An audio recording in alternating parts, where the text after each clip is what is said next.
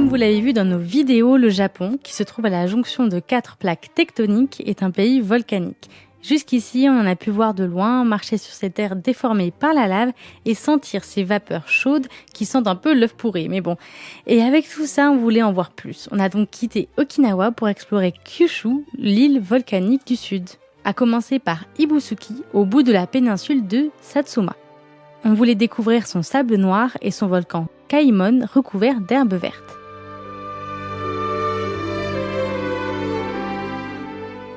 Actuellement, on est à Ibusuki, une ville qui est dans le sud de Kyushu, très proche d'un volcan. Du coup, c'est une ville de onsen où la particularité ici, c'est de prendre un bain de sable chaud. Alors, est-ce que c'est froid? C'est pas si chaud que ça en fait. On va essayer là-bas. Alors, c'est plus chaud? Il est super chaud. Le sable est chauffé naturellement par géothermie, donc plus on creuse, plus il est chaud. On s'empresse vite d'enfiler notre yukata pour tenter l'expérience du bain de sable chaud en extérieur. Être enterrée vivante par 2 Japonais, c'est vraiment très particulier et j'arrête pas de rigoler. Alors que Vincent, lui, pour le coup, il commence même à s'endormir. Alors pour le réveiller un peu, on pédale en vélo autour du volcan. Et c'est super beau. Le fait qu'il sorte soudainement de terre et qu'il prenne une forme élancée comme ça, vraiment c'est super beau.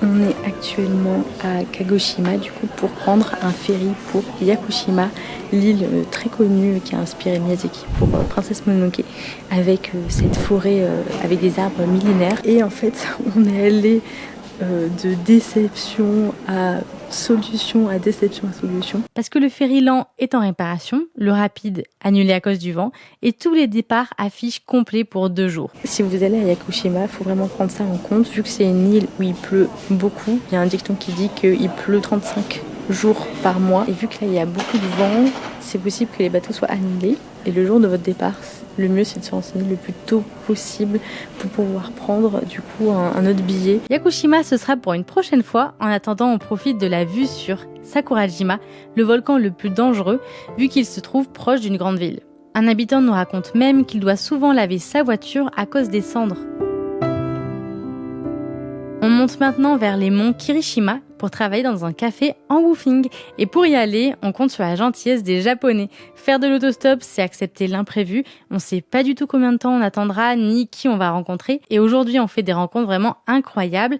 D'abord, un jardinier qui nous offre une glace et des agrumes avec lesquels on fera une confiture. Mais aussi un couple de fermiers avec qui on a beaucoup sympathisé, qui nous a montré un peu les alentours avec une magnifique cascade. Mais aussi, on a pu visiter une ferme et c'était l'occasion d'avoir une deuxième glace offerte de la journée.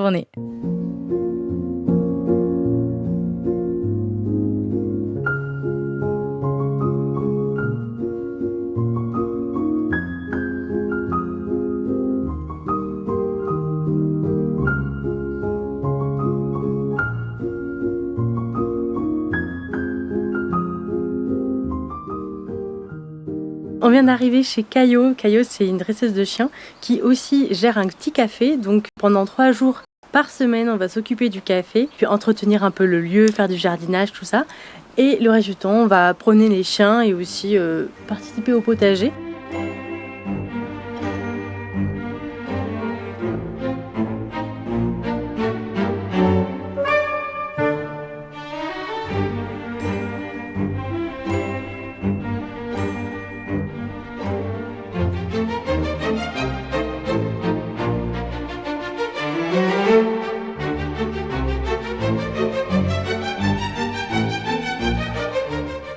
Si vous cherchez un woofing à Kyushu, on ne peut que vous recommander de travailler ici. Kayo est vraiment super sympa, pas prise de tête, elle nous fait confiance dès le départ et ça nous donne vraiment envie de nous surpasser.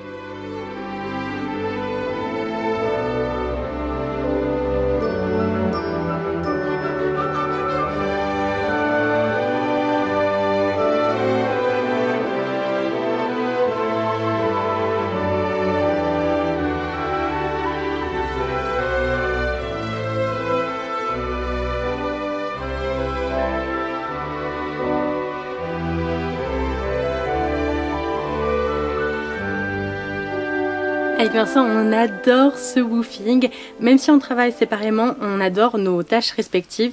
En fait, Vincent, il a remarqué qu'il y avait plusieurs choses qui allaient pas dans la construction à la fois du café et de la maison. Et du coup, il a fixé un peu toutes les petites choses, enfin plein de petites choses. Il a rangé, organisé, tout ça.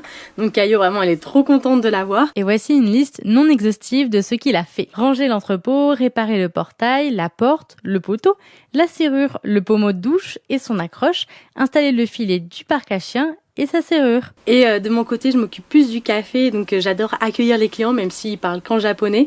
Et c'est hyper stimulant parce que des fois, il n'y a aucun client et d'un coup, il peut y en avoir 10 qui arrivent. C'est un petit café un peu caché. Voilà, il n'y a pas beaucoup de chaises, il n'y a pas beaucoup de place. Mais son principe, c'est d'accueillir à la fois les maîtres et leurs chiens. Et du coup, en fait, les clients qui viennent, ils sont hyper émerveillés de voir plein d'objets pour les animaux et de pouvoir manger avec leurs chiens.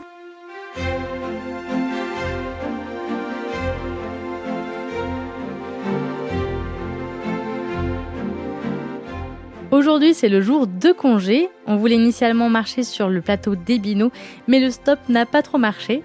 Donc à la place, on va monter 500 mètres de dénivelé sur 6 km à vélo avant de grimper le mont Takachiho no Mine. La nature ici a été partiellement dévastée par l'éruption du mont Chinmoe en 2011. Et avec un tori, ce sommet devient sacré.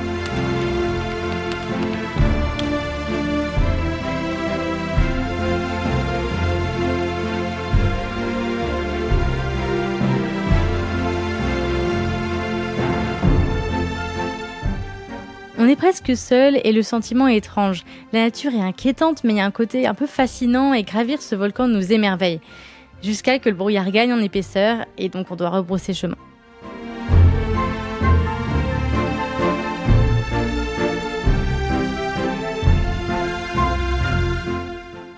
On reprend notre routine en promenant les chiens matin et soir et on visite aussi le célèbre Kirishima Jingu, un sanctuaire dans la forêt où on ressentirait une forte énergie s'émettre des grands cèdres.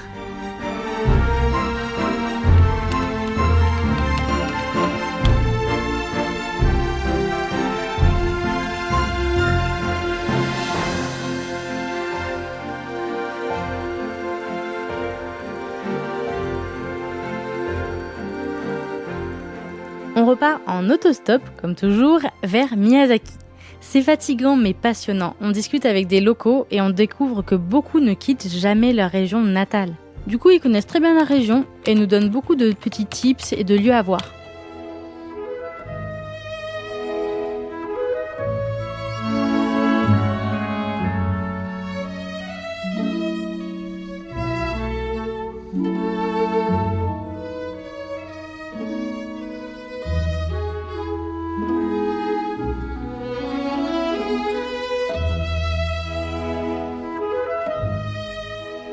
On est arrivé à Udo Jingu depuis Nichinan, ça nous a pris 40 minutes en vélo. On a eu de la chance, on a pu louer des vélos directement à l'office du tourisme pour juste 500 yens la journée. Et donc là, vous allez voir, il y a une partie du temple qui se situe en dessous d'un énorme rocher, juste à côté de la mer. Et on a de la chance avec le temps.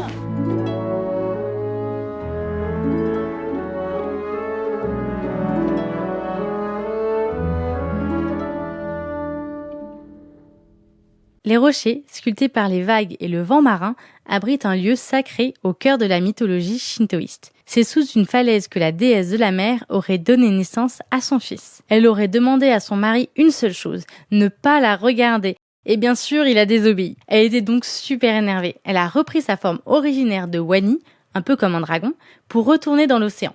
Elle laisse derrière elle son enfant, qui n'est pas si ordinaire que ça. Il va devenir le père du premier empereur, Jinmu, celui qui conquérira l'Est jusqu'à l'actuel Nara pour établir le Japon. Le plus important dans cette histoire est qu'il descende d'Amaterasu, la déesse du soleil, la divinité la plus importante du shintoïsme. C'est pour ça que les Japonais ont longtemps cru que la ligne impériale était divine.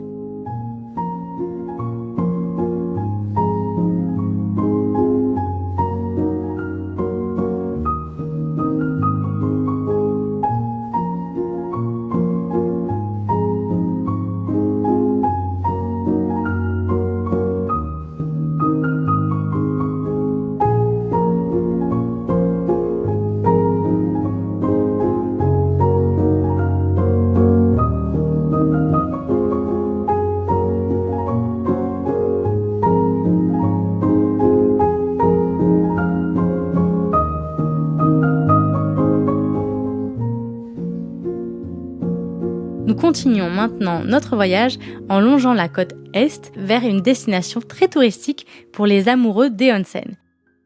Mais les bains attendront un peu car pour l'heure, ce qu'il faut vraiment voir, c'est les sakura, ces cerisiers japonais.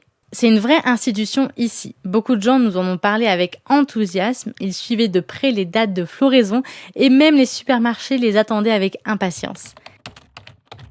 Après une longue journée à faire de l'autostop, on est enfin arrivé à Beppu et on peut se reposer dans ces nombreuses sources chaudes.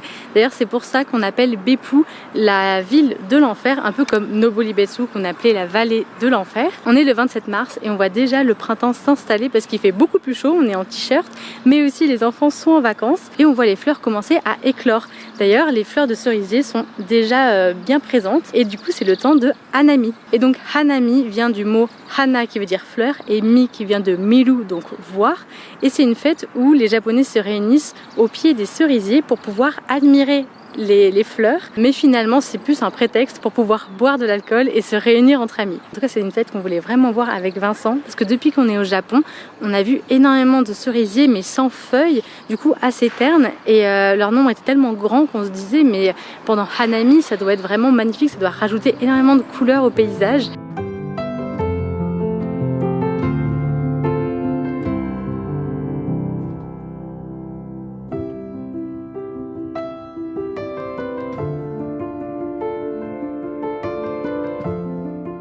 Avec ses 2800 sources chaudes, Beppu est la ville la plus géothermique du monde après Yellowstone aux États-Unis. À cause de la subduction de 2 plaques tectoniques et la présence de volcans aux alentours, l'activité géothermique est intense et monte à la surface via des failles géologiques. Mais c'est aussi grâce à la grande quantité d'eau qu'on trouve beaucoup de onsen. La chaleur chauffe les nappes phréatiques et monte ensuite à la surface. On dit d'ailleurs que les onsen d'aujourd'hui proviennent des pluies d'il y a 50 ans qui s'étaient infiltrées dans les sols.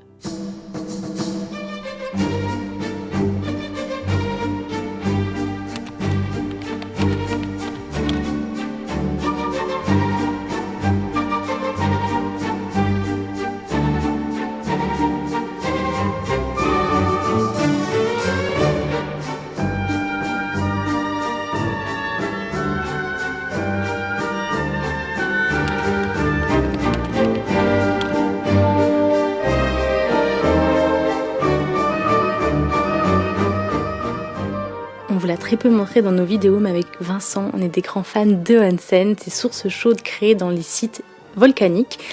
Et on avait beaucoup d'attentes par rapport à Beppu. Quand on s'est renseigné dessus, on avait l'impression que c'était comme une ville de cocotte minute avec toutes ces fumées qui sortent de la ville. Et en venant ici, on s'est vite rendu compte qu'on n'allait pas avoir la meilleure expérience de onsen ici. Parce qu'en se renseignant sur les onsen, on s'est rendu compte qu'il n'y avait pas une plus-value par rapport à ceux qu'on avait déjà fait. Il y en a beaucoup avec juste un seul bain chaud. Et l'attraction touristique principale de Beppu, c'est les enfers de Beppu, donc Beppu no Jigoku. Et on pensait de base qu'on pouvait se baigner dans les onsen, mais finalement, ils se présentent plus comme des jardins à visiter et à regarder. Il faut savoir que du coup, c'est un ensemble de 7 onsen où chacun coûte individuellement 500 yens, ce qui est un peu cher. Ils proposent des tickets communs, mais on vous recommande pas du tout parce que avec Vincent, on en a fait 3. Et honnêtement, le premier qu'on a fait ne valait pas vraiment le détour. C'était le onsen avec un aquarium et aussi un onsen avec des crocodiles. Et apparemment, tous les crocodiles sont entassés, donc ça fait vraiment peine à voir. Mais sinon, le onsen principal est vraiment à voir, vaut vraiment le détour. C'est les enfers bleus, donc Omijigoku. En plus, quand on y allait, il y avait les sakura, donc c'était vraiment juste un jardin magnifique. Il faut savoir que dedans, il y a aussi une source chaude rouge, donc pas besoin d'aller voir le lac très grand où il est rouge aussi, mais il faut prendre le bus, donc c'est compliqué. Et après, il y a Onishibozu Jigoku, qu'on vous conseille aussi si vous voulez voir un peu plus. C'est un bain de boue avec des bulles, donc voilà, c'est intéressant, c'est un autre style. Sinon, Beppu propose aussi des bains de sable. Nous, on avait fait à Ibusuki, donc pas la peine. On avait fait aussi un sauna sur des herbes médicinales, qui est une bonne expérience, je trouve. Ichigatsu, ok. もう上にもう取ってあるけど、これはニュー新しいやつ。 Et sinon, il y a énormément d'offres pour des bains privatifs, ce qui peut être une bonne alternative au ryokan. Parce que là, quand on prend une chambre dans un ryokan, il y a l'opportunité d'avoir un onsen privatif, sauf que ça fait assez cher. Et ici, pendant 1 heure, on a payé 2500 yens, ce qui est très honorable pour un bain en extérieur. Et c'est vraiment une bonne expérience si vous voyagez en couple et que du coup, à chaque fois que vous allez dans un onsen, vous êtes séparés, les hommes et les femmes sont séparés, ou juste pour profiter en famille. Direction maintenant Asso. Depuis la route, on aperçoit une immense plaine entourée de montagnes. On découvre alors qu'on se trouve sur la caldeira du volcan, qui était anciennement beaucoup plus grand, mais qui s'est effondré il y a 90 000 ans.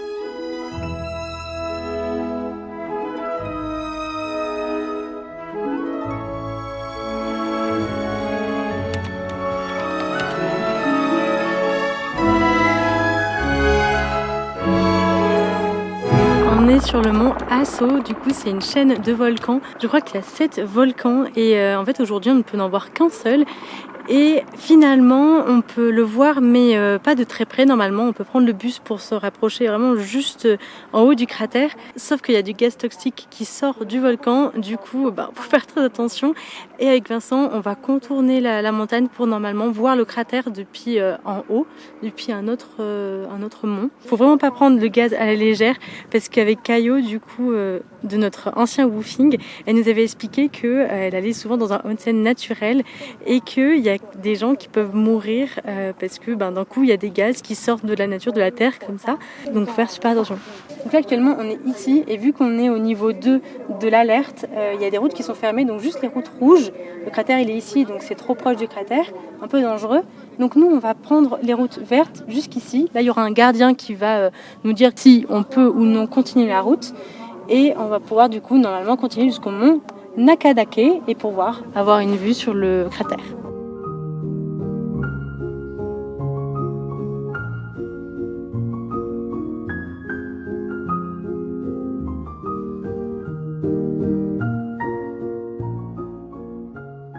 Dix minutes après avoir commencé la randonnée, l'alerte est levée, on peut donc s'approcher du cratère. L'accès peut être quand même dangereux, car le volcan émet des gaz sulfuriques, et c'est pour ça que certains toussent et que d'autres portent des masques. L'accès est donc déconseillé aux personnes sensibles.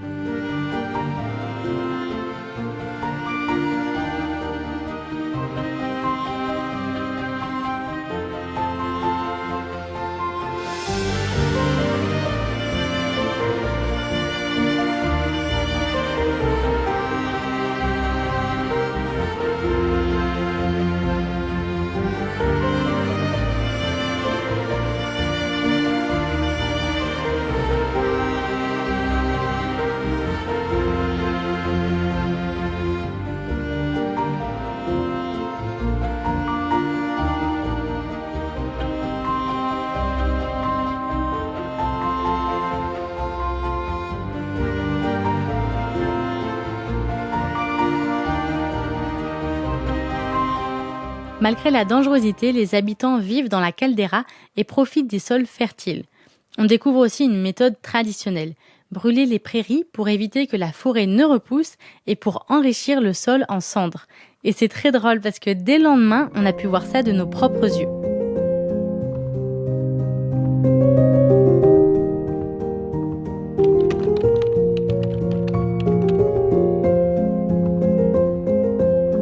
Tout ce paysage luxuriant vient de la terre volcanique. La cendre, le gaz et la lave sont d'excellents engrais pour des milliers d'années. Et à mon sens, c'est aussi ce genre de nature foisonnante qui a nourri l'imaginaire shintoïste.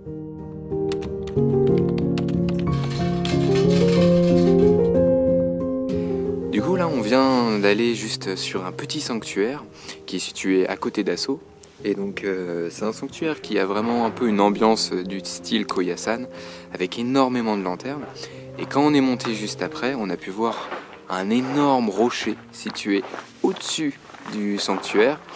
Et c'est un lieu justement qui est chargé d'histoire, de mythologie, de légendes, tout ça. Et on dit que justement, l'une des divinités serait venue ici et aurait donné d'énormes coups de pied dans le rocher pour faire un trou. Alors bon, on connaît pas trop l'histoire, mais en tout cas c'est intéressant de rattacher ça toujours à une légende.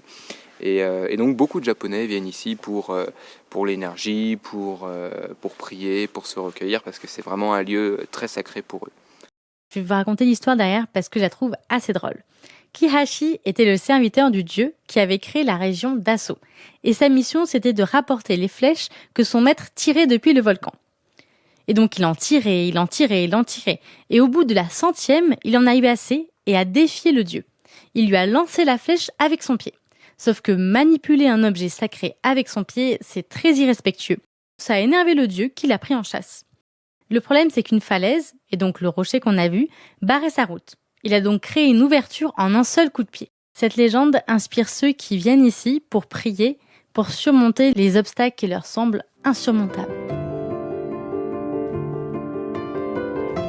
Mais je ne suis pas sûre que Kihachi ait bien fait de s'enfuir. À Takachiho, on découvre une autre légende. Un certain Kihachi y aurait terrorisé le village avant d'être terrassé par le frère de l'empereur. Dans la mythologie japonaise, un même personnage peut vivre des récits multiples, sans lien direct entre eux ni chronologie précise. Ce qui est certain, c'est que dans cette région, tout est lié. Les légendes imprègnent les lieux et les paysages racontent une histoire. Si les gorges de Takachiho sont aussi belles et sculptées, c'est parce que la lave de l'éruption du mont Aso, il y a 90 000 ans, s'y est écoulée et a façonné la roche.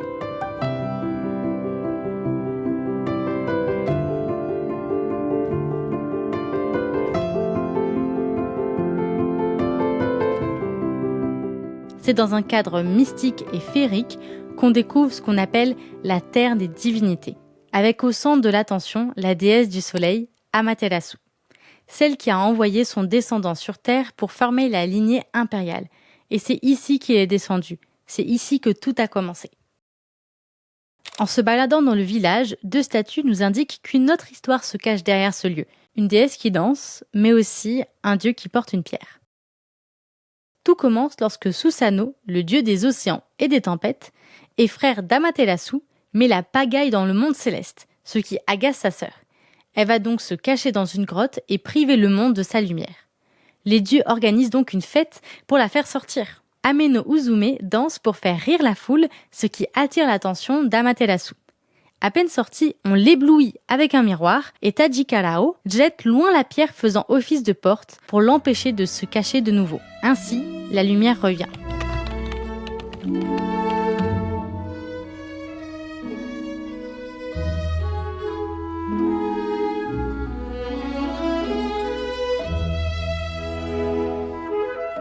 Ce mythe pourrait être l'explication symbolique d'un phénomène naturel, comme une éclipse, une tempête ou une éruption volcanique.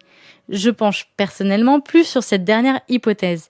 Les nuages de cendres peuvent être si denses qu'ils peuvent plonger le monde dans l'obscurité. J'ai voulu peindre cette légende pour l'illustration d'aujourd'hui en montrant la dualité entre Amaterasu et son frère Susanoo. Elle est plus lumineuse, plus digne, et Susanoo, lui, plus froid. Le sable fumant sur leurs pieds retranscrit leur agacement parce qu'ils se chamaillent tout le temps. Mais espérons que cette fois, le volcan ne se réveille pas.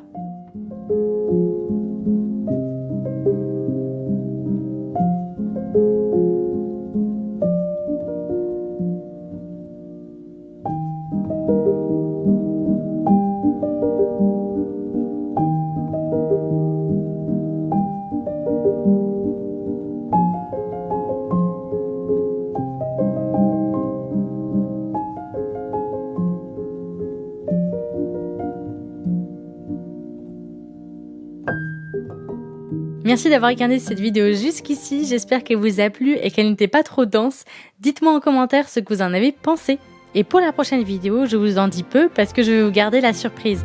Je vous laisse donc avec cet extrait et on se revoit bientôt pour une nouvelle vidéo.